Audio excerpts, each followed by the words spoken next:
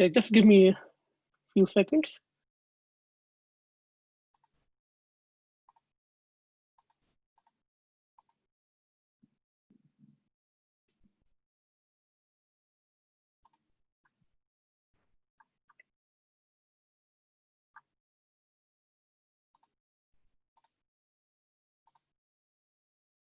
Okay, so we'll start with Jai Radha Madhav.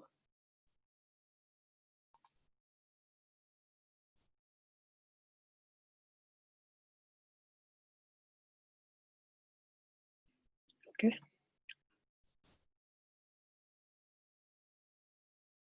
I thought I was ready with the setup. Okay, good. Okay, so we'll start with Jai Radha Madhav.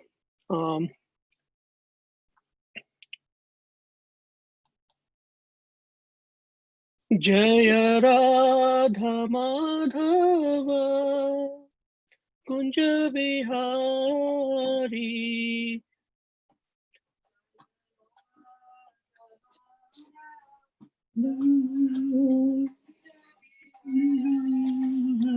Jaya Radha Madhava Kunja Vihari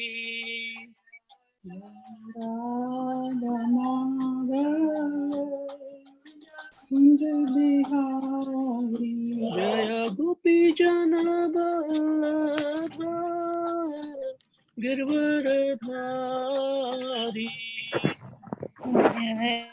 Jaya Gopi Jana Vallabha Girvaradhari Jaya Gopi Jana Vallabha Girvaradhari Jaya Gopi Jana Vallabha Girvaradhari Yashodanandana Braja Jana Ranjana Yashodanandana Braja Jana Ranjana Yashodanandana Braja Jana Ranjana Yashodanandana Braja Jana Ranjana Jamuna Tira Vanachari Yamuna Tira Vanachari Jamuna Tira Vanachari Yamuna Tira Jaya Radha Madhava Kunja Vihari Jaya Radha Madhava Kunja Vihari Jaya Gopi Jana Vallabha Girvaradhari Jaya Gopi Jana Vallabha Girvaradhari Yashodanandana Braja Jana Ranjana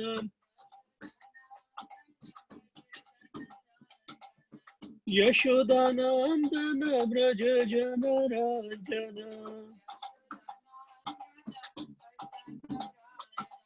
Yamuna Tiravanachari Hare Krishna Krishna Krishna Hare Hare Hare Rama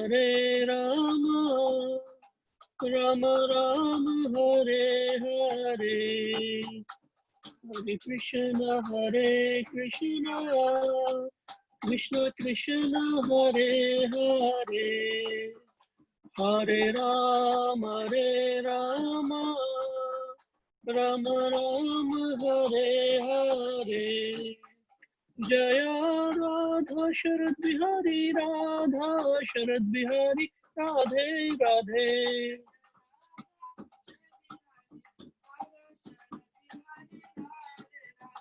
Jaya Gauranitai Jaya Gauranitai Jaya Patita Pavana Gauranitai Gauranitai Jaya Gauranitai पतिते पावन Gaurang Nittai Gaura Hari Bol, Hari Bol, Hari Bol, Nittai Gaura Hari Bol. नित्य गौरा हरि बोल हरि बोल हरि बोल नित्य Gaura Jaya Jaya Prabhupada, Prabhupada, Prabhupada, Jaya Jaya Prabhupada. जय जय प्रभुपाद प्रभुपाद प्रभुपाद जय जय प्रभु Jaya Jaya Gurudev, Gurudev, Gurudev, Jaya Jaya Gurudev. जय गुरुदेव गुरुदेव जय जय गुरुदेव Gaur Premanandi, हरि Hari बोल Bol. Namam Vishnupadaya, Krishna Prishtaya Bhutale, Srimati Bhakti Vedanta, Swaminiti Namane.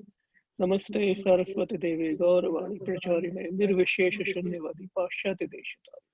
Jai Shri Krishna Chaitanya, Prabhu Nityananda, Shri Advaita Gadadhar, Shri Vasadi Gaur Bhakta. Hare Krishna, Hare Krishna, Krishna Krishna, Hare Hare, Hare Ram, Hare Ram, Ram Ram, Hare Hare.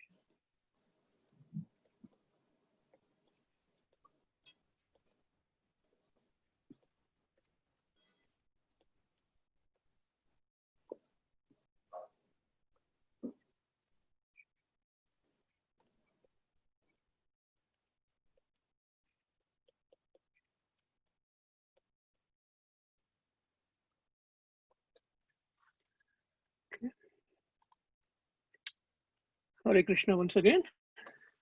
Sorry about the delay. I thought I am ready with my setup, but somehow my computer started acting.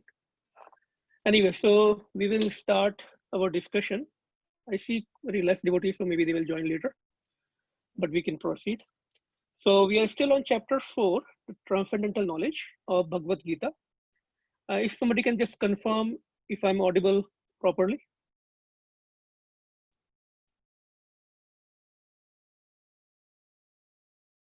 Haribo. Yes, we can hear you. Okay, wonderful. So chapter 4, we are almost at the end of chapter 4.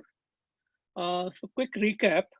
So before we go to recap, I want to see if we can play a quick quiz. So let's see if I can do it correctly. Here you go. Does everyone see a quiz on their screen?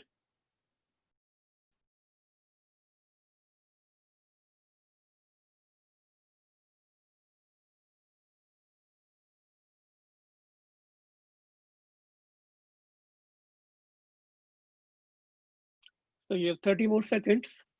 There are two questions. Question 1, can one progress in spiritual life by studying the books of knowledge independently? I think should be very easy question. I see Ajay Prabhu and possibly Nina Mataji with him.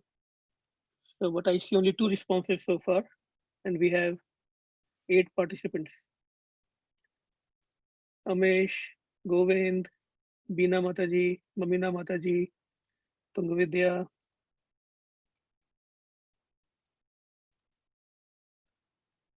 Second question, why does the Lord ask to approach a spiritual master in the line of disciplic succession? So these are multiple, this is multiple choice.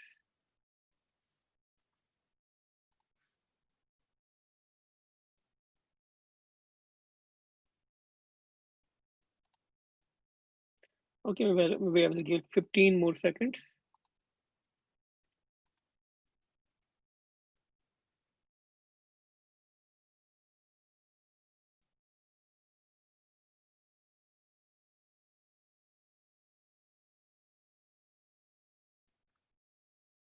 Okay, I see only 4 responses. So I'm not sure how many devotees are really active on the call.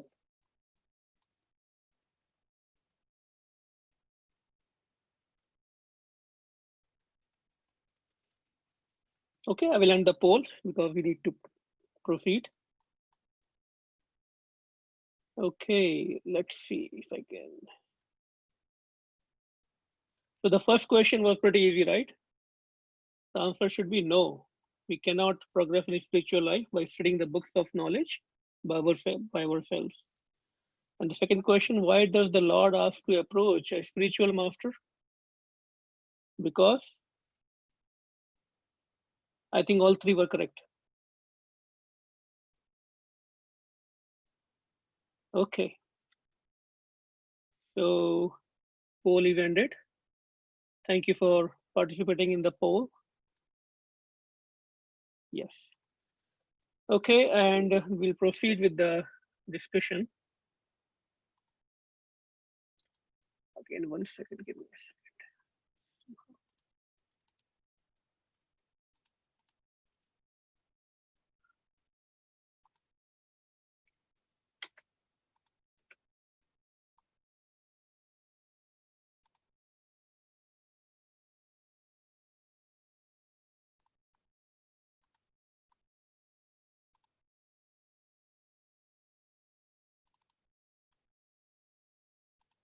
Okay, now I'm good. So quick recap. So far we discussed what is transcendental knowledge, why Krishna is imparting it to Arjun. We saw discussion about disciplic succession. Krishna wanted to re-establish the lost disciplic succession. And we discussed about Krishna's transcendental nature, the sacrifices, right, that lead to transcendental knowledge. To acquire this transcendental knowledge, we need to perform sacrifices that we discussed in the last 3-4 sessions. How to obtain the transcendental knowledge. Today we will try to finish the chapter. There are about 7 verses left, and we will discuss about the benefits and the fruits of transcendental knowledge, who is qualified and who is not qualified for that knowledge, to receive that knowledge. Now, usually, as we are on the, as I said, we are almost at the end of the chapter 4. So usually we see in the scriptures or even in the prayers, we find that at the end, the benefit, the mahatmya of that particular prayer or chapter is given, right? So that's why Krishna is now talking about the benefits of transcendental knowledge in this last section. So question, what do we understand by transcendental knowledge?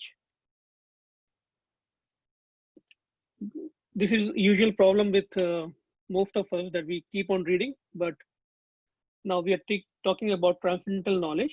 So what exactly do we mean by transcendental knowledge?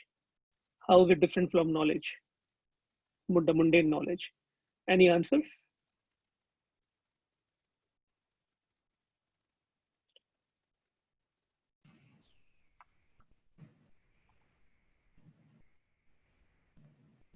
Okay, if nobody want to answer, I will share my thoughts. Transcendental knowledge is Divya Gyan. Yeah, go ahead. Transcendental knowledge is knowledge of Krishna. Yes, that is one thing. Yeah. So actually, that's a very short answer, but it encompasses everything. Transcendental knowledge is knowledge about Krishna, what Krishna likes, what he dislikes, what is his nature, how are his activities taking place, what is the importance of his birth, what is the importance of each of his pastime, everything about Krishna, right? So that knowledge, because why it is transcendental, why it is this, because it is beyond the 3 modes of nature. Those activities of Krishna, the birth of Krishna, the karma of Krishna, right? His activities, his actions, they are not under the control of material nature. That's why they are transcendental. And that's why it is very hard to comprehend them sometimes. Okay, so that's why so much discussion we are doing here. So let's say how to develop this knowledge. So let's say we have a desire, right? Let's say we want to go to Switzerland for vacation. So what do we do? What do? We will collect all the information, right? Online. Our spiritual master will be probably Google, right?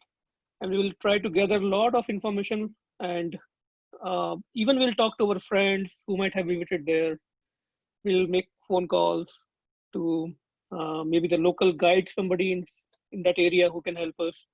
So we'll collect all the information that is possible about what route to take, which airlines to take, how will be the weather, safety measures, food arrangements, transportation, accommodation, everything, right? Lot of knowledge, information we need. And then we'll take the real action, right? In terms of really making the calls, really going ahead and spending the money, booking the ticket, booking the transportation, everything, right? And what happens? Most likely, the no matter how much best we plan, it may not go as per our plan. We might face some challenges there, right? Somebody in the family might get sick, so our plan may change. But because we have already gathered a lot of information, we are well equipped to face those challenges as best as possible. So the point I'm trying to make is both gyan, both knowledge and action is necessary. And when it comes to anything we want to know, like when we want to inquire about Krishna, it's a matter of desire. Unless we have a desire, we will not be interested in that subject, right? So just a quick ice breaking session. So, and then when we have the desire to know about Krishna, our consciousness gets changed to, instead of inquiring about material things, to know about Krishna. Now, although we are talking about Jnana Yoga in this chapter, transcendental nature, the transcendental knowledge, it is very important to understand, and we have discussed that there are two things, Karma Yoga and Jnana Yoga. In chapter 3, we discussed about Karma Yoga. So both are required, just Karma Yoga and Jnana Yoga, and we will see how. Both are required because when there is a action, Karma Yoga, and there is knowledge, action with knowledge, then it becomes Bhakti Yoga. In a very, very simple words, and we'll see how it will flow. Okay, so just keep that in mind. So we need both, and that's why we'll see the next chapter. Again, there is a Karma Yoga. Third chapter was Karma Yoga, then Jnana Yoga, and then again Karma Yoga will come. So Krishna wants to make sure that we don't get deviated or misguided, that Jnana Yoga is better than Karma Yoga. Both are required. So that's why next topic, next chapter will be again Karma Yoga. Okay, and when Karma and Gyan are combined, it becomes Bhakti Yoga. One of my favorite picture. So much energy is there in this picture. This is the power of Bhakti. Now, the path of Bhakti is progressive, right?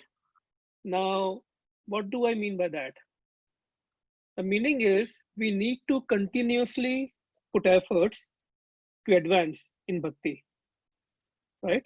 By reading scriptures, by serving devotees, by serving Krishna, by serving the spiritual master, by associating with sincere and humble devotees, right? Very important that it is a continuous endeavor. We cannot stop. We cannot stop in Bhakti at one place. We can either go up or go down. Just like in this slide, right? Often kids jump from the bottom on the slide. And we all have that experience. It's not possible to just stay at one place on that slide. Either we'll have to come down or we have to make all the effort to go up. Okay. So this is very important to keep in mind, that The path of bhakti is progressive. So both our karma yoga and jnana yoga, the knowledge is a continuous process. Acquiring knowledge is continuous process. And as we apply that knowledge to our services in Krishna consciousness, we get more realizations. And again, we get more knowledge, we apply it, we get more realization. So it's a continuous process for the whole lifetime. We cannot say, I have read so much, so I'm good. We cannot stay at one place. And feel free to jump in or ask any question or comment. Although it's a virtual thing, we can try to make it two-way. So the next verse we have is 4.36. I hope you can read it clearly. Api chedasi papebhya sarvebhya papkritamaha sarvam jnana pleveneva brajinam santarishyaha brajinam santarishyasi. Api chedasi papebhya sarvebhya papkritamaha sarvam jnana pleveneva brajinam santarishyasi. Anyone would like to repeat?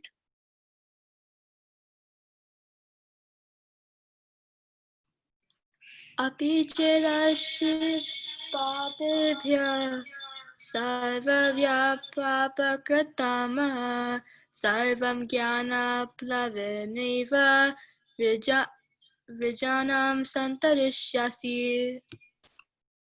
Okay, anyone else?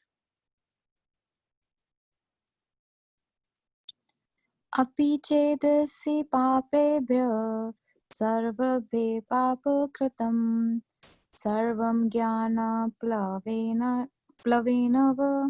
व्रजिनं सन्तरिष्यसि. Okay, one more devotee can read.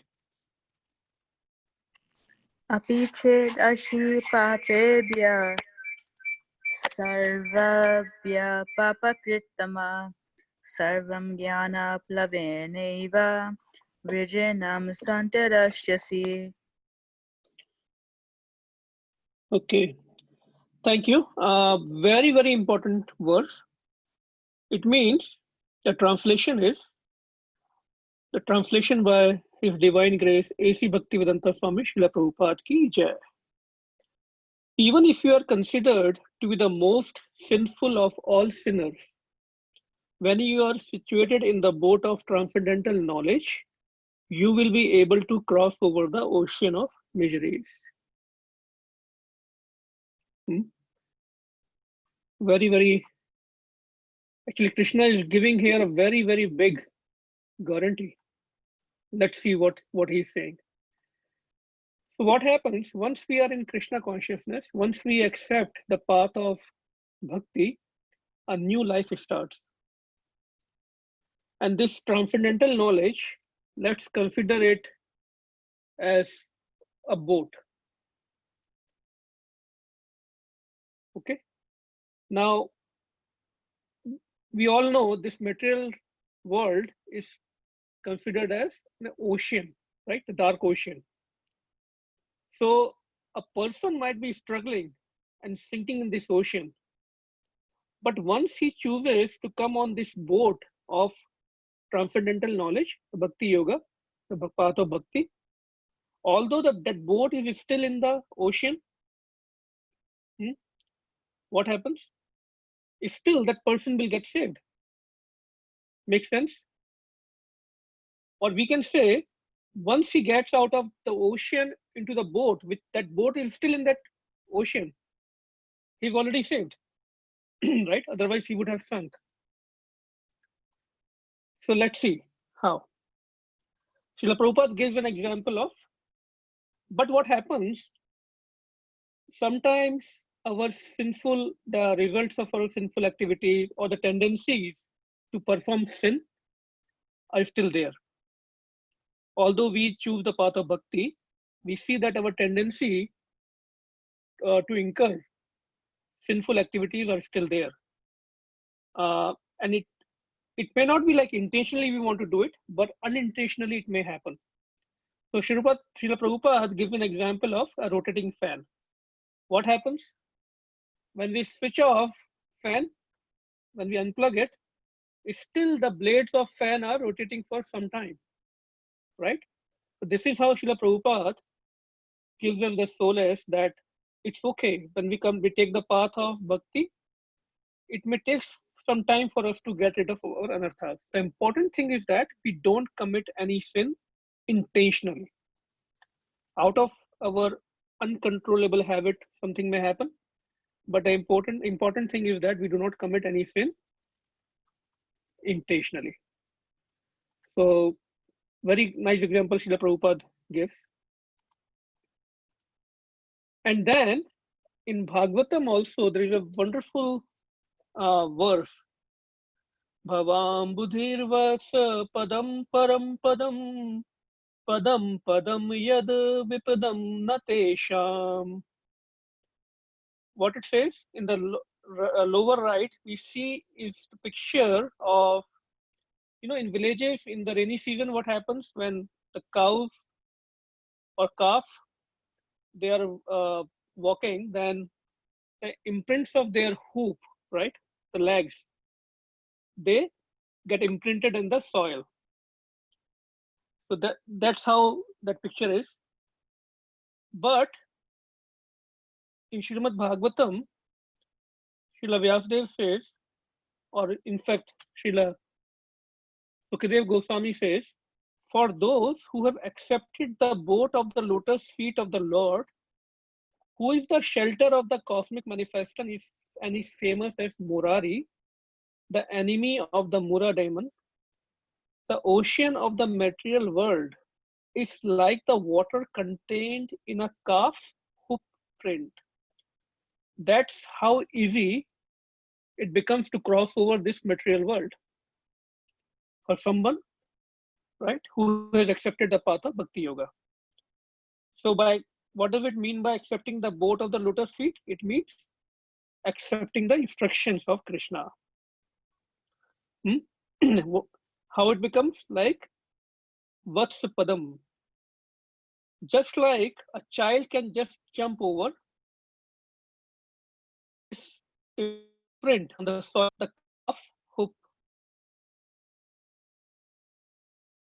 So easy it becomes.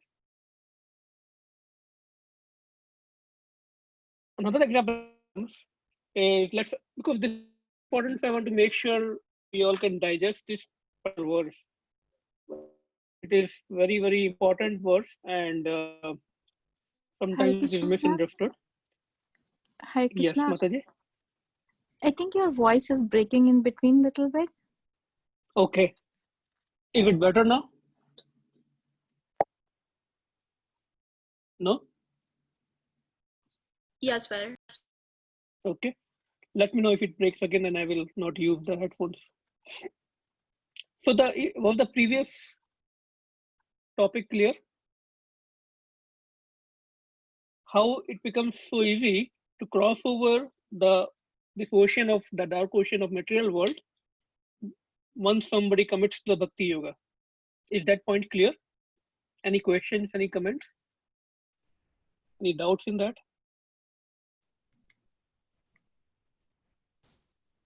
Okay, I take it as it's clear.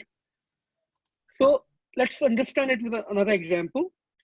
Can a stone, can it float in water? No. No, right? But if we keep that stone on a ship, on the boat, in the same ocean or river, it can easily cross over that river or ocean. Yeah. Right? Similarly, the sinful activities are considered as that stone or that metal piece, that if we just leave it in the ocean or that river, it will get drowned. But as soon as the person takes that boat or takes a ride on the boat, right, of the transcendental knowledge or the boat of Bhakti Yoga, then it can easily cross over.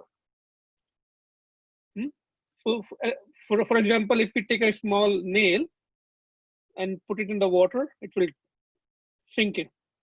But if we hammer it on the boat, then it can easily cross over. So we have to get hooked up to that boat. Okay. And that's why Srila Prabhupada established so many temples that are open for everyone, irrespective of their backgrounds, what they might have done in the past, any race, any color, any position, any background. No background check done, right? These days we do background check in our work. No background checking. Anybody can come in the temple for the darshan and to get the spiritual knowledge. So Srila Prabhupada said, ISKCON is also like a boat that will cross us over this dark ocean of material world. Only thing we have to do is to sit on this boat. Please understand that very carefully. These are the words of Srila Prabhupada. ISKCON is like a boat that will cross us over the dark ocean of material world. Only thing we have to do is just sit on this boat. We have the best captain on this boat as our spiritual masters, best association of devotees, topmost scriptures available. No other place you go, the scriptures are revealed in a manner Srila Prabhupada gave to us in ISKCON. Of course, sumptuous prasadam, right? Have party, dance, and keep sing, dance, and have party. Only precaution, what we have to take, do not leave this boat or make holes in this boat. He says, sometimes devotees criticize GBC management, spiritual leaders for rules and regulations and some decisions that they might have to make. But what we have to understand, that they are trying to prevent making holes in this boat, or actually they are filling those holes depending on the situation. It is their service as leaders. Most often we are very much unaware of those holes because we are not seeing, right, from that close. And if we don't take care of those holes, what will happen? The boat will, what happens if there are holes in the boat? Sink. Sink. And it will not, the boat will not sink. It will take so many passengers with it, in the water, right? So very, very nice instruction from Srila Prabhupada. We must have complete faith in this process. What happens due to our conditioning, it is very natural to have for doubts to come, right? And it's okay. But important thing is, how are we handling those doubts, those suspicious thoughts? And it is very easy. Krishna tells in the following verses how to handle those kind of doubts. As long as our conscience is clear, our consciousness is clear, and we want to really clarify those doubts. We will discuss more in the following verses. But the point is that Krishna is giving a big guarantee here that how merciful he is. And Krishna himself is saying that no matter what you have done in the past, once you take up the path of Bhakti Yoga and then you're honest to the process and not making any aparadhs or not committing any sins intentionally, he will take care of us. Next step, even better than that, what we see, that take up the boat and follow the process sincerely, chant and sing names of Krishna, because the names of Krishna, Hare Krishna, Krishna Krishna, Hare Hare, Hare Ram, Ram Ram, Hare Hare, is even more powerful than Krishna. And everyone knows that pastime when Vanars, right, the army of Lord Ram was making the bridge. They were building the bridge with the stones. Nothing was working out, so the idea came that, okay, that's write Shri Ram on those stones, and the stones started flowing on the water. And then Lord Ram was very astonished. Of course, that was his Leela. But then he said, okay, let me try. If my name, by putting my name or writing my name, stones can just float, and I can try the same trick. So he took a stone. Ram was not written on that. And he threw it in the ocean. It sank, right? So the pastimes telling us the names of Krishna, the names of Ram, are even more powerful than Lord himself. Okay, so we have to hold on to the boat, right, and chant very, very sincerely, because this is the process for this yoga. Any questions or any comments on this? Okay. Then Srila Vishnu Chakravarti Thakur, he mentions that by reading this verse, 3 questions may come to our mind. That if someone is acting so sinfully, how can his heart become purified? Right? We always criticize. Without such purification, how can someone develop the knowledge about Krishna? Because we know, to know about Krishna, our heart has to be purified. And the third question that may come is, if someone has developed the knowledge, then how can he act with improperly? Why Krishna is saying, why he is giving the guarantee that even if we make mistake after coming to the process, right? The disclaimer is unintentionally. He will still take care of us. So these 3 questions may come. So we will see. The answers will come in the following verses, and just keep that in mind. The next verse is Yatha edhamsi samindha agnihi bhamsa sat kurotu arjuna gyan agnihi sarva karmani bhasma sat kurute tatha. As a blazing fire turns firewood to ashes, O Arjuna, so does the fire of knowledge burn to ashes all reactions to material activities. The same thing we discussed in the verse 19 also. So, see, any action we take, that is the cause of our bondage. Okay, that we know. And this knowledge about Krishna, the transcendental knowledge, is a way to free us from that bondage. So coming to this verse, what does fire do? Fire, what is the function of fire? It will burn the fuel, right? You can keep putting as much as wood, petrol, ghee. It will keep on burning. It will never say, I'm done, I cannot burn more. Please understand this, right? Similarly, the path of Bhakti Yoga, right? The action for Krishna with full knowledge of Krishna, the transcendental knowledge, that is Bhakti Yoga, burns the results of all our past actions. Remember one of the questions Vishnu Chakravarti Thakur was asking? How can it happen? How can our past action, the results of past action can be burned?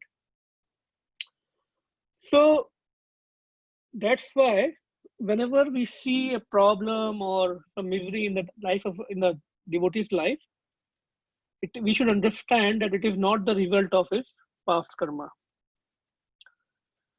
Okay, it is for teaching us and to help us advance in bhakti.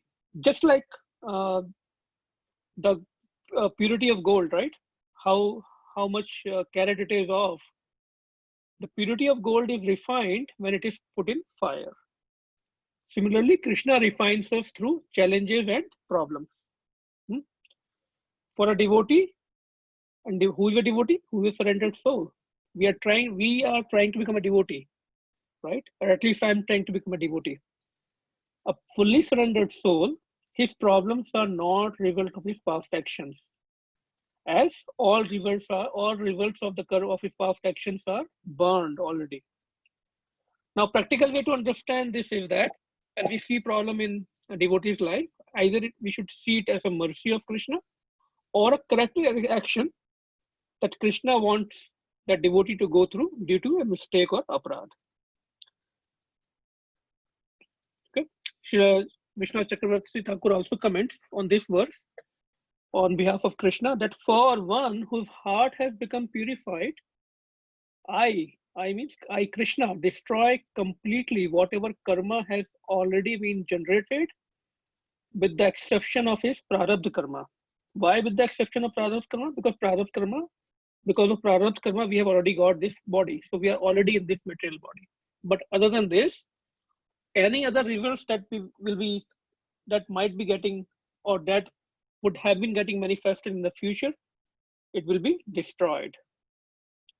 Once for one whose heart is completely purified. And that's why we are reading about transcendental knowledge, because that will purify our heart. And all the results of our actions, past actions, will go away. Now, why that is important? Because unless the sinful tendencies or the results are burned, the Krishna in our heart will not be able to manifest completely, right? So that's why we have to purify our heart. The idea is not that we want to worship Krishna to destroy destroy the results of our past sinful reactions. The idea is to purify our heart so that we can make this heart as a place, a pure place, clean place for Krishna to manifest. That's the consciousness a devotee has. Okay. Next verse. Let me do a quick time check. How much is the time? 4.38.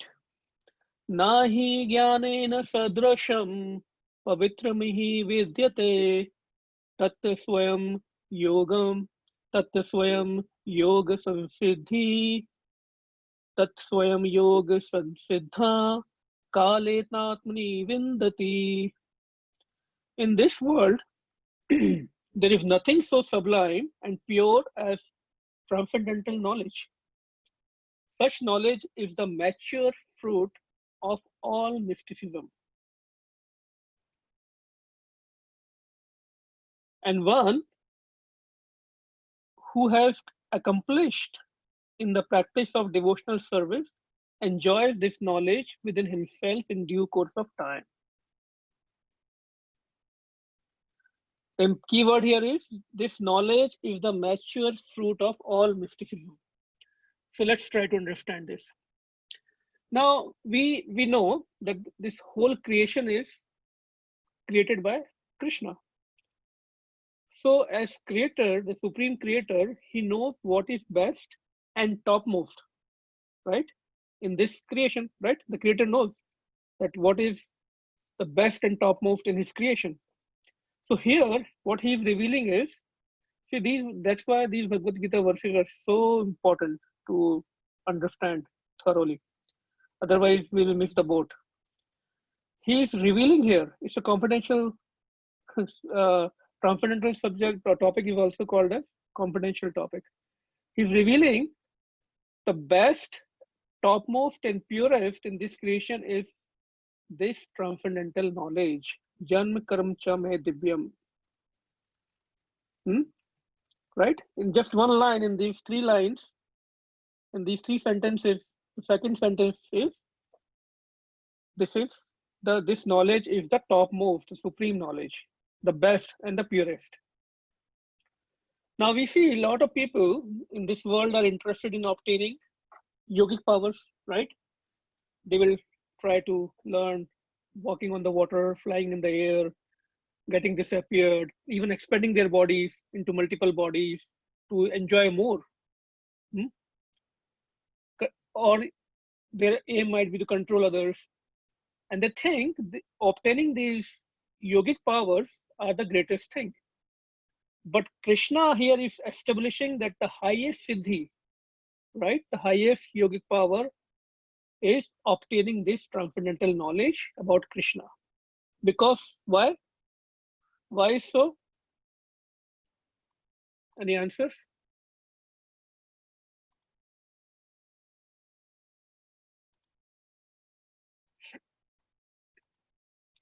Because this knowledge will make such a person truly happy internally and peaceful. There might be difficult situations, right? Externally, but internally, one who has this transcendental knowledge about Krishna, he will always be equipoised and peaceful. How to understand that, right? Any examples from scriptures?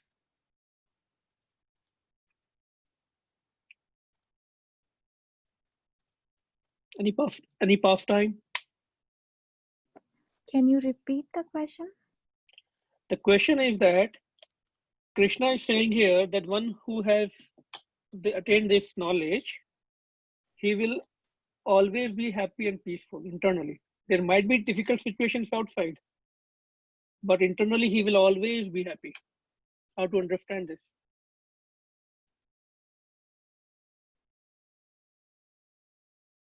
Any pastime that may come to anybody's mind? Veena So, Mataji, thank you for switching on your camera. I didn't realize that. yeah, Mamina Mataji, you want to say something? No, you can go ahead. No, Mataji, go ahead. It's okay. I don't know too much. No, Mataji, go ahead, Even I please. don't know too much. I'm just reading and sharing. I want to know more. Seriously. Go ahead, Mataji. I was just thinking like you were talking about faith, complete faith. Yeah. So that is the best thing that we can do. It's a very good point, and Krishna will in one full verse is on it in the coming couple of verses. But the question here is how to understand that a person, a devotee who has obtained this transcendental knowledge about Krishna, how to understand that he is internally happy, although externally we will still see the same challenges, same difficult situations. So everybody, yeah, go ahead. One example is Prahlad Maharaj. Yeah, very nice. Yes, right. So, We all know the. Yeah, please. Go ahead. yeah, so Also, like he was. Vibhishan. Yes, Vibhishan, Prahlad Maharaj. Yeah, so Prahlad Maharaj was put into, like, you just name it, all the adverse situations. Yes. Can we imagine that father, right, who is as powerful as any demigod, or even more powerful than the powerful demigod? He orders to kill his son, and he has to live in that palace. And if we read the whole chapter, or the chapters, actually the many chapters in that canto are dedicated to Prahlad Maharaj pastime, not Lord Nrsimha Dev pastime. He never complained, not a single time. And a 5-year-old child, can we imagine? Always composed, always absorbed in Krishna's thoughts. We read these stories, I mean, at least I can say for myself, but until I read it or heard it, few months back, never came to my realization that how difficult that situation is, if you think about his situation. But he was totally composed, equipoised, peaceful. Why? Because he had, like Mataji said, faith, firm faith, and that realization of transcendental knowledge was there. Similarly, Vibhishan, Pandavas, so much distress was given to them. Can we imagine if we take up even one pastime or even one situation, they had to go through unlimited situation throughout their life. Pandavas, what was not done to them, but never they complained to Krishna, and Krishna was with them. He was there. He appeared as their relative. Never they said, why Krishna, why we are suffering, why this stress is given to us, right? But why they were not disturbed? Always they were in the mood of serving Krishna's mission. Very important to understand this. Okay, so that's how we can understand that once we realize this transcendental knowledge, we can be equipoised. So that's why continuous process. It's a continuous process to obtain this knowledge. Hear as much as we can, chant as much as we can, associate with advanced devotees as much as we can. Hmm? So even we can take the same kind of scenario. Like, let's say one person is struggling in the strong waves of the ocean, and he is being thrown up and down by the strong waves in the ocean, right? When the waves are high tide or low tide, whatever they call it. And imagine the second person, other person who is on the boat. That boat is still on in the same ocean. Can you feel the difference? One person is in the water, being thrown up and down by high waves and low waves. Another person is in the boat in the same ocean, but he's enjoying that, that ride. He's not in distress. He's happy. He's sitting comfortably on the boat. In fact, he's enjoying that ride, going up and down. Similarly, what's going on right now, the situation, the COVID situation, the whole world is so anxious, so disturbed, right? But how devotees are utilizing their time? Getting more association, right? They have more time in hand. So they are trying to simplify their lives as much as they can and keeping them busy more in the services, listening services, chanting services, making plans for what they will do after this COVID will be over. It's not an easy situation. Again, the point is not that devotees are not realizing the stress of the situation. They are, but they are not in distress. That's the point. They're not hooked up to the news channels. Rather, they are listening more katha, more Krishna katha, thinking about more service. I heard in California, Vaiseshika Prabhu, a wonderful disciple of Srila Prabhupada, the topmost book distributor for Srila Prabhupada. He has done amazing services. Even in this situation, they have come out with some innovative ways to distribute books online, the whole team. And when you hear that story, we don't have that much time to discuss that. It's so amazing. The support system they have developed for each other. It's not easy to call people randomly and then ship the books to them. It may sound like a very simple task. It's not easy.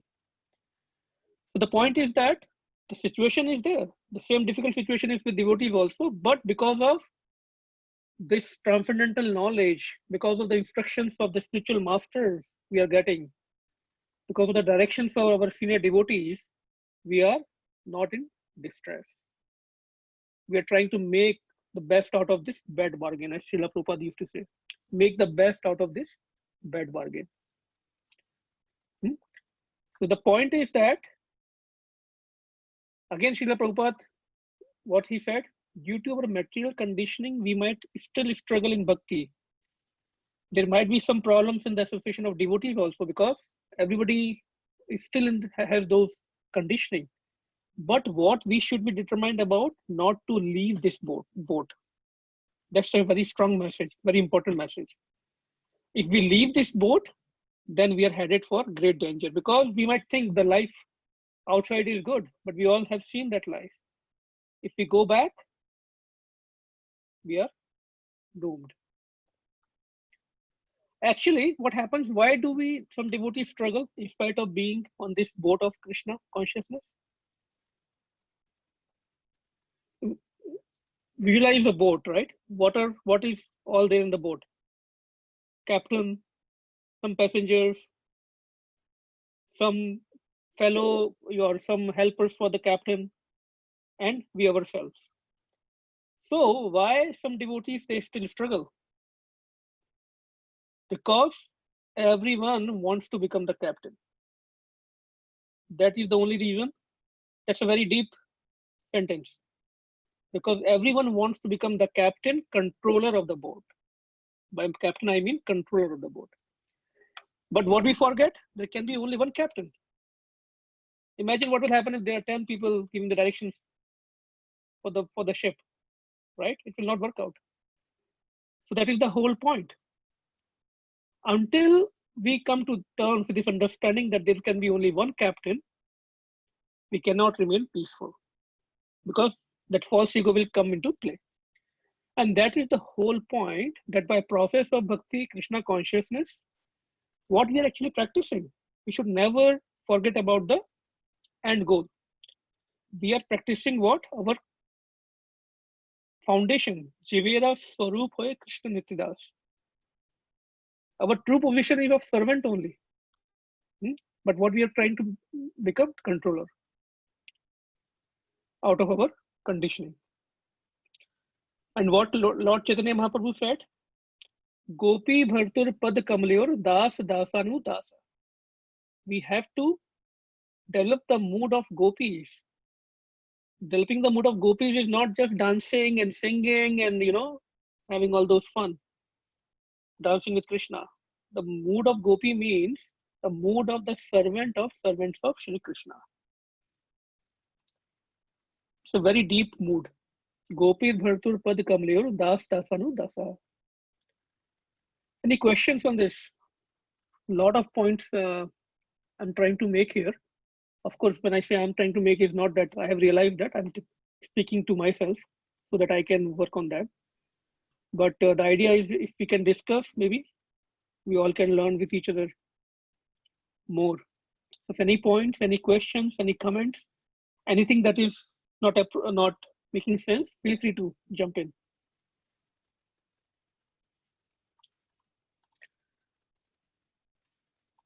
Okay, next verse. Now comes 4.39. A faithful man who is dedicated to transcendental knowledge and who subdues his senses eligible to achieve such knowledge, and having achieved it, he quickly attains the supreme spiritual peace. So, what is given here? The qualification to obtain, the qualification to receive this transcendental knowledge. What are the qualifications? As per this verse, Krishna is saying faith, like Mataji, Mamina Mataji brought it up. Topmost is faith, dedication, and sense control. Right? So when we talk about faith, it's okay when we start the process or even when we are on this path, slowly and slowly faith will develop. But there has to be some faith, beginner's faith, we call it. Not blind faith. We should question, doubts will come, we should ask questions, clarify our doubts. Dedication and sense control. Dedication and surrender, we can say. Sometimes what happens, we see people come to the spiritual programs like this program once or twice, and then they see, they don't hear or they don't see what they are expecting to happen here. And they will stop coming. So such people do not come to learn, but they just come for their spiritual enjoyment. We should understand that. But if somebody is open to take up the process with patience and determination, then slowly he can control the urges of senses, and then we can understand Krishna, right? Yeah, there is a question. You have to speak up because I cannot see everybody. So for the faith, I just wanted to give one example Prabhupada was giving. So one time, like some of the passengers, they were flying on the plane. So there were like very adverse turbulations. So like the plane was going up and down so much. So everybody was so scared. So there was one girl who was like very quiet. She was not reacting at all. So somebody asked her like, everybody is so nervous and you are so relaxed. Then she said like, I know my father is the pilot, so I know he will take care of that. So that kind of faith, like, because she has a faith. Yeah, very nice example. Yes, that kind of faith, right? We should have. And then sense control, dedication, surrender. So when we come to the process, we should be patient, right? That Prabhupada never compromised the process for anybody. Instead, he encouraged them to have some patience, try out the process, and then see. Don't expect that what I want to hear should be given, right? It's like a hospital, a spiritual hospital. Srila Prabhupada used to say. When we go to doctor or to hospital, we will get injection, the bitter medicines, whatnot, right? Which we may not like, but we have to go through all that to get treated. So this path of Krishna consciousness is also like a spiritual hospital. Okay, and then what happens when we work on controlling the senses? That when senses get subdued, Krishna will manifest in our heart.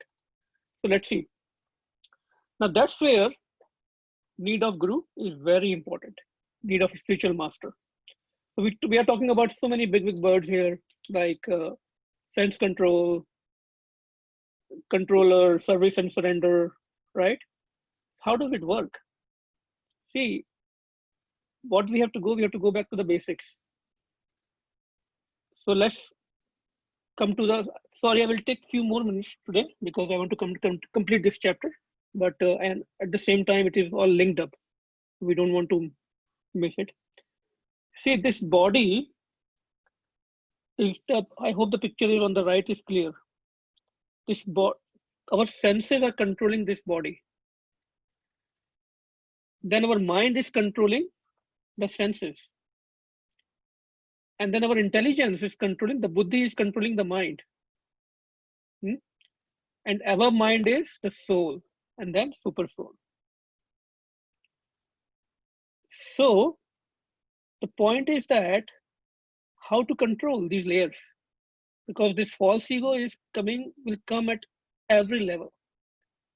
It will go a little subtle, but it will come at every level. So what happens in our mind is there are two things that happen. Our minds are very disturbed, especially in Kali Yuga, right? We are very disturbed.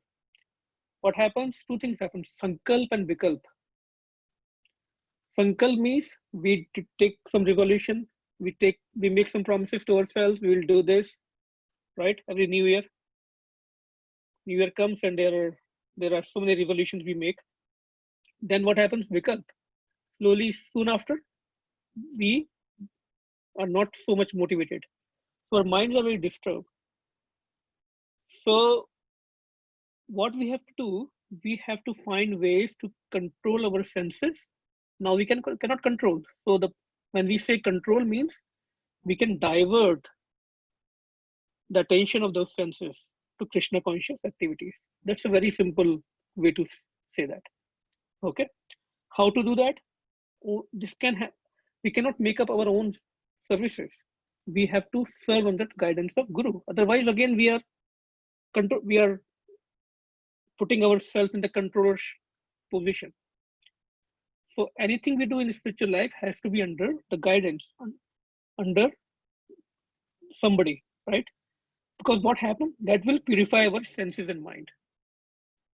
Right now, as a controller, in the current conditioning situation, we don't want to take orders from anybody, right? And that's why we should find a spiritual master, develop a relationship with him. When there is a loving relationship, we are open to take instructions. We cannot take instructions right in our condition right now. Slowly and slowly, we have to come to a position where we are ready to take actions for instructions from each and every devotee. That's a very high state. Not easy to maintain, not easy to manage. Okay. And then what happens when we serve under Guru or when we accept Guru? Our mood of controllership gets transformed into service and surrender. That's the job of Guru. Of course, it's not just the job of Guru. When we are open to him to receive instructions, then this transformation will happen. And then very important thing happens when we accept a Guru. Divya Gyan Hriday Prakashito. Right? In the Guru prayers, we sing this. Divya Gyan Hriday Prakashito. This transcendental knowledge will manifest. It will not just come by reading.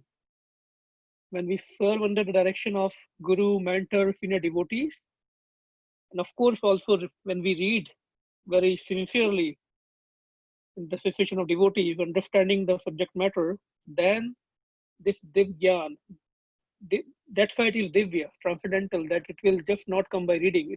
It has to be realized in the heart. Okay? That's why service is both action, service, and knowledge is important. We cannot just say, oh, I will just serve also, without knowing what we are doing. Okay? Couple of more verses quickly. But ignorant and faithless persons who doubt the revealed scriptures do not attain God consciousness. They fall down. For the doubting soul, there is happiness neither in this world nor in the next. So in the last verse, it was the qualification. In this verse, it is disqualification. Somebody who is faithless, who has lack of faith, one who is ignorant, and who has a doubtful mind. That's a problem with a lot of devotees. Doubtful mind. We should check our mind. One who is faithless, one who is doubtful, meaning critical, always criticizing. They might be reading the scriptures, but internally they will be criticizing, and they will not be having faith in the scriptures or sadhus or guru. So Krishna is also speaking here about the class of people who are ignorant, who doubt Krishna's instructions. How they doubt Krishna's instruction? Krishna here is saying that both Jnana Yoga and Karma Yoga is required. But a lot of people in the material world, they like to misinterpret Gita by just taking the path of Jnana Yoga or just taking the path of Karma Yoga, which is what Krishna is not saying here. They don't want to balance. So that is, Krishna is describing them as ignorant. Okay. And we, at the same time, we see many people who serve, but not as per the scriptures or Guru's instructions. They doubt the instructions given to them, and they will manufacture their own. They will transform those instructions into their own ideas. Even such people cannot be happy, Krishna is saying, because they are manufacturing their ideas. I don't think this is difficult to understand this verse. So 3 things we should avoid or should work on. Removing ignorance, because Prabhupada said, a person who is ignorant, who is fool, is not better than animal. Because that's the only difference between animal and human being, right? That if we're not using our mind intelligence, then we are as good as animals. We should check whether we have lack of faith or our faith is increasing, and we should avoid being doubtful. We'll see how to avoid this. Krishna says here. One who acts in devotional service, renouncing the fruits of his actions, and whose doubts have been destroyed by transcendental knowledge, is situated factually in the self. Thus, he is not bound by the reactions of work, O conqueror of riches. Let's simplify this. Simply, Krishna is revealing how to destroy doubts. We have been discussing about doubts, not having, suspicious nature. So Krishna is giving here the medicine to destroy doubts. What is the medicine? Apply this transcendental knowledge to our actions. If we just keep on reading, a lot of doubts will come. So get the knowledge, parallelly serve, get on the action, realizations will happen. And we say get on the action means serve under the instruction of spiritual masters, senior devotees, or mentors, or whoever we want to work under. And what happens? Why it destroys the doubts? Because then we realize that we are not this body, right? That's what we are understanding in Bhagavad Gita, right? The foundation is that we are not this body. So this knowledge gives us the foundation that we are not this body, and work performed for Krishna's pleasure will not bind us with reactions. That's what we are learning here. So when we acquire this knowledge and then put it into practice, we will act with more duty and we will also renounce the fruits of the actions. Making sense, right?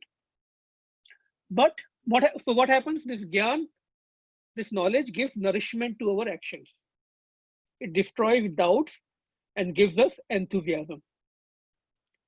So what happens? A lot of time when we are told that read the scriptures, do this, then devotees will say, "Oh, okay, that's a good idea."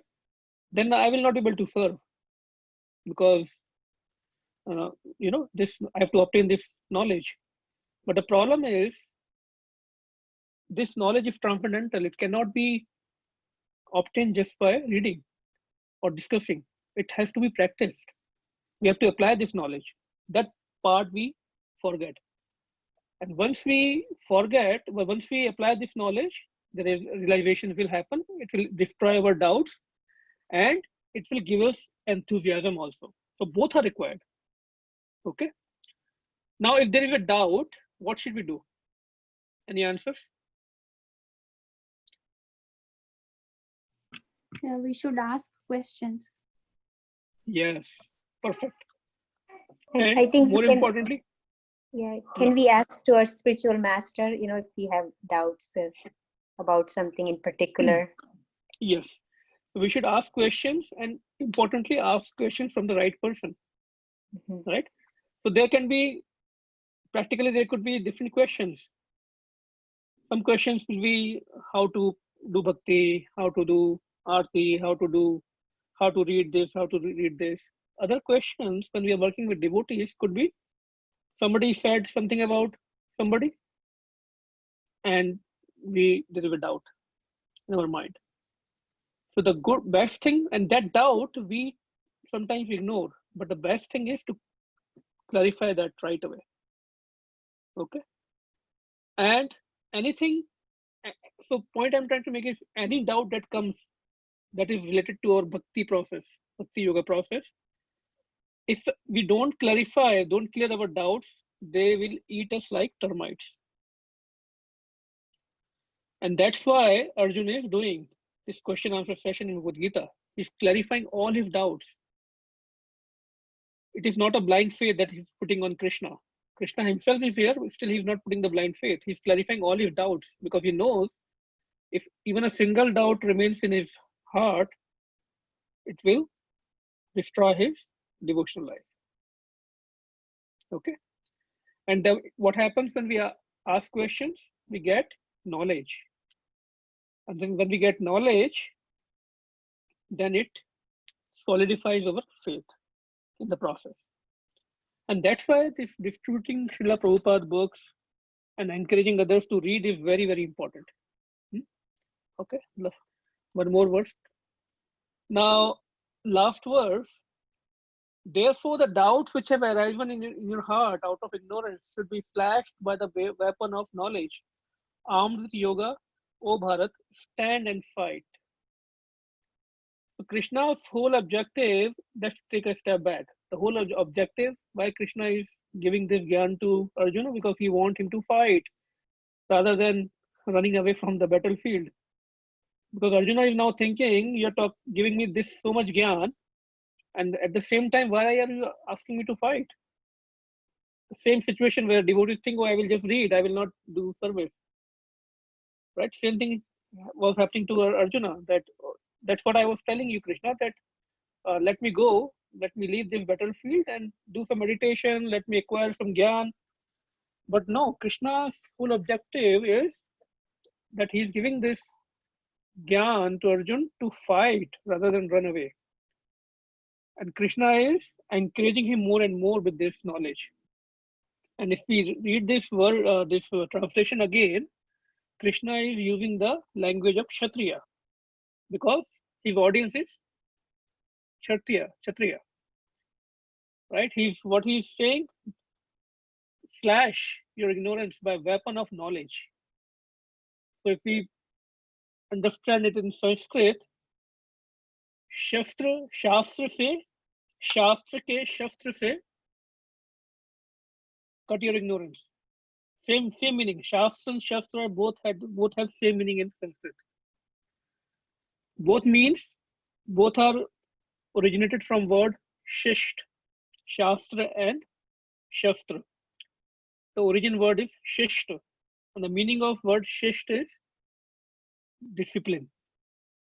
So either the purpose of using weapon is not violence. The purpose of weapon is to discipline people. It is not meant to create violence. If it is needed, it will be used, but the purpose is to discipline. Similarly, Shastra, same thing, to discipline people.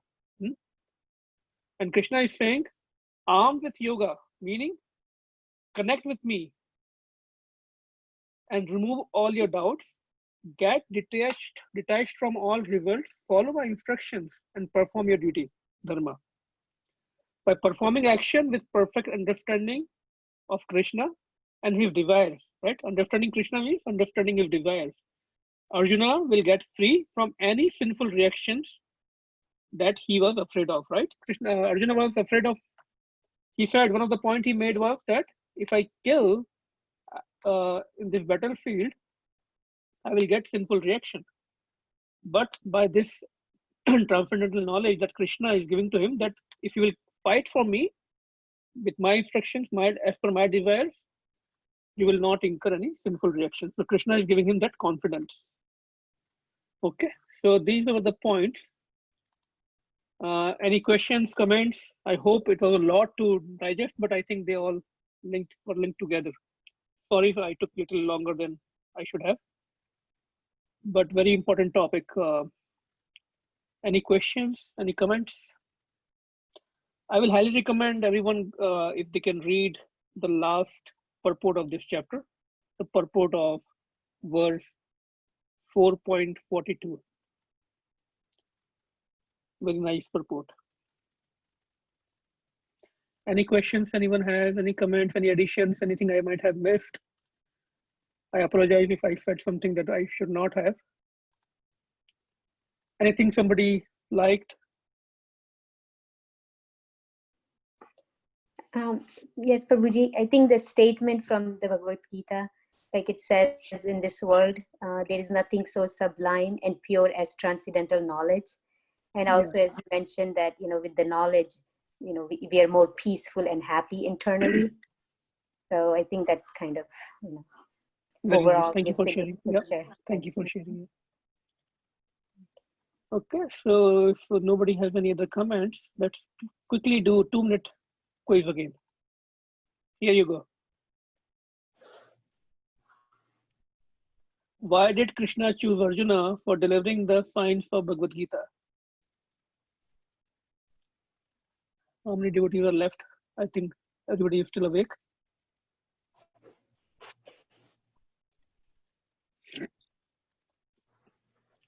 Why did Krishna choose Arjuna for delivering the science of Bhagavad Gita? I see only one response so far. 2. Haribol, I hope everyone is awake. Please participate. 4 out of 10. Actually, there are only 8 devotees today. Second question is, which yoga system is the topmost? Very easy question. 10 more seconds.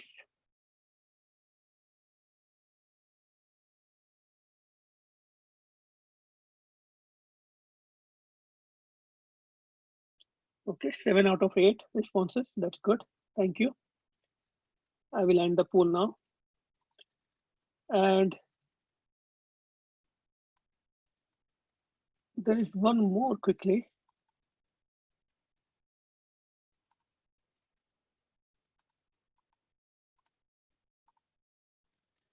Okay, why Arjuna inquires about the fact that Krishna instructed the knowledge of Bhagavad Gita to Vivaswan, who is senior in birth to Krishna. Take your time. There could be more than one answer.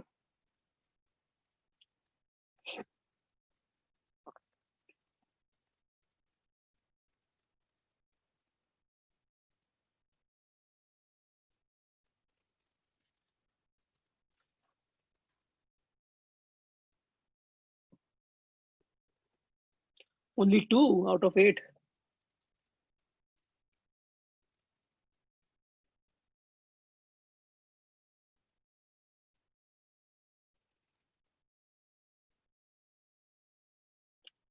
Second question, how does Krishna reciprocate with his devotees in the transcendental world?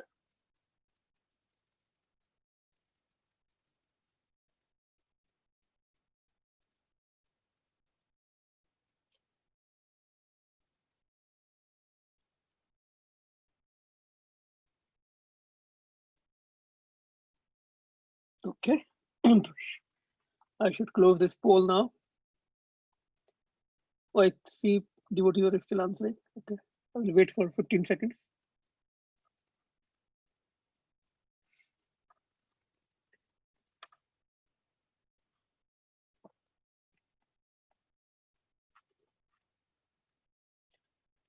Okay, and so anyone would like to share the answers?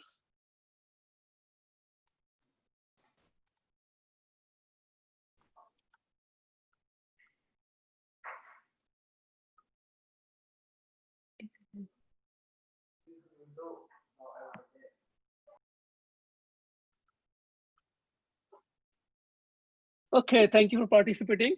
Just to engage everyone, we tried something new. So hope today's session was useful. Any questions we can still type on the chat on the WhatsApp group. We can discuss more. So, orange is the right answer, right? I already closed the poll. Okay. Which one? Which question? No, Yeah, for the second question, yes.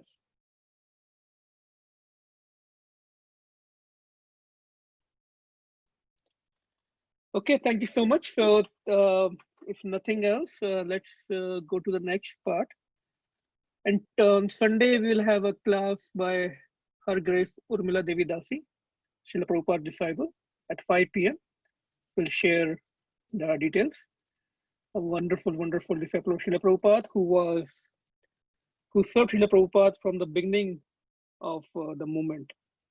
She was one of the devotees who went to UK, London, to establish the movement with 5 more devotees. I mean, beyond our imagination, what they have done for Srila Prabhupada and for us to establish this movement. Okay, anyone would like to sing Narasimha prayer? Oh, I'm sorry, the class will be by Her Grace Malti Devi Dasi Mataji, not Urmila. Thank you very much. We can go to the Narasimha prayer. Any volunteers we have? Amish, you want to sing?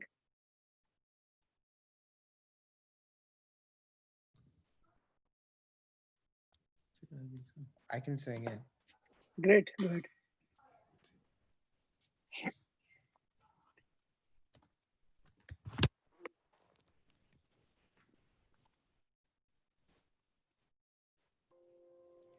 Namaste Narasingaya. Namaste Narasimhaya. Praladadayine.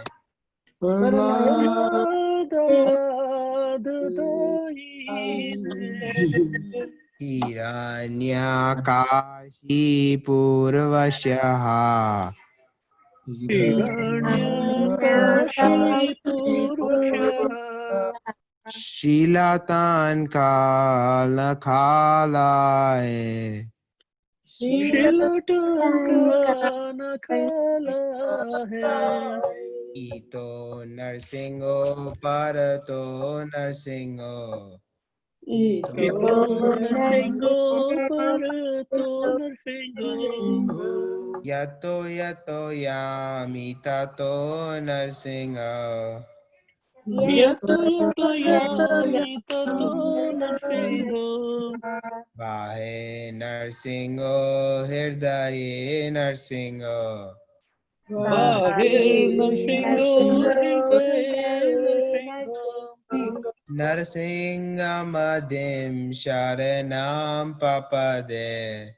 Narsinghamadeva Sharanam Prapade. Tava Karatamalavare Nakam Abuddha Shinga Dalita Hiranyakashipu Tanu Bringa Keshavadita Narahari Rupa Jai Jagadisha Hare Jaya Jagadisha Hare Jaya Jagadisha Hare. Tava Karakamalare Nakam Adbhuta Shringam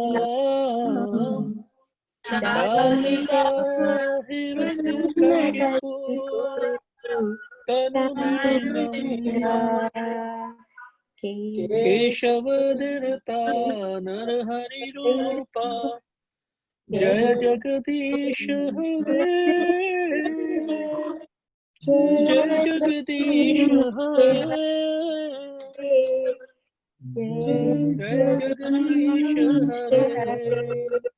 Jaya Narsimha Dev, Jaya Narsimha Dev, Narsimha Dev, Jaya Narsimha Dev. Jaya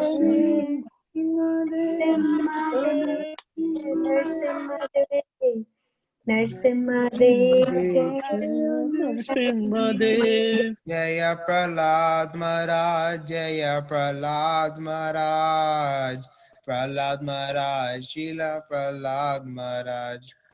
Jaya Prahlad Maharaj Jaya Prahlad Maharaj Jaya Prahlad Maharaj Jaya Prahlad Maharaj Jaya Prabhupada, Jaya Prabhupada, Prabhupada, Srila Prabhupada.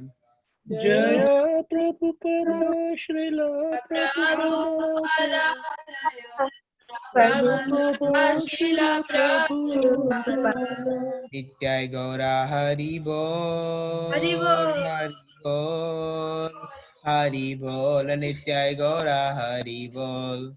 Nitya Gaura Hari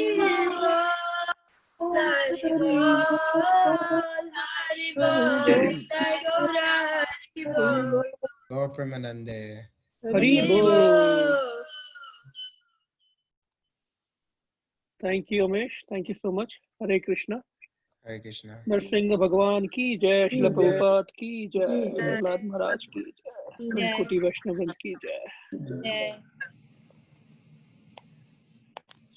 Thank you. So we'll see you all next week. Take care. Hare Krishna.